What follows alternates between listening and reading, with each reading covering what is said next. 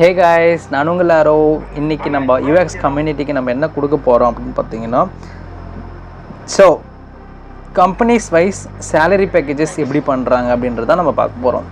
Okay, நம்ம இப்போ TCS உடைய salary packages பார்க்கலாம்.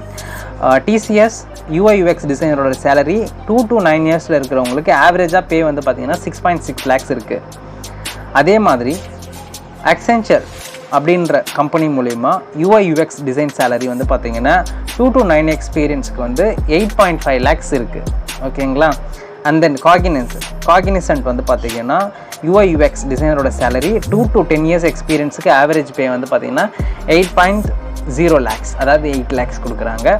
and then Wiproல வந்து பாத்தீங்கன்னா 8.6 lakhs கொடுக்குறாங்க. எக்ஸ்பீரியன்ஸ் வந்து பாத்தீங்கன்னா 1 to 4 years வரையும் எக்ஸ்பீரியன்ஸஸ் டிஃபைன் பண்றாங்க. and then Infosys வந்து பாத்தீங்கன்னா 1 to 7 years எக்ஸ்பீரியன்ஸ்க்கு 6.8 lakhs கொடுக்குறாங்க. and then Tech Mahindra எவ்வளோ ப்ரொவைட் பண்ணுறாங்கன்னா 4 to 14 years எக்ஸ்பீரியன்ஸுக்கு வந்து பார்த்தீங்கன்னா ஆவரேஜ் பே வந்து பார்த்தீங்கன்னா 9.4 lakhs டிஃபைன் பண்ணியிருக்காங்க. அண்ட் தென் Capgemini அவங்க எவ்வளோ பண்ணுறாங்கன்னா 2 to 9 years எக்ஸ்பீரியன்ஸுக்கு 8.9 lakhs கொடுக்குறாங்க. அண்ட் தென் HCL டெக்னாலஜிஸ் வந்து பார்த்தீங்கன்னா 3 to 10 years எக்ஸ்பீரியன்ஸுக்கு 8.9 lakhs கொடுக்குறாங்க.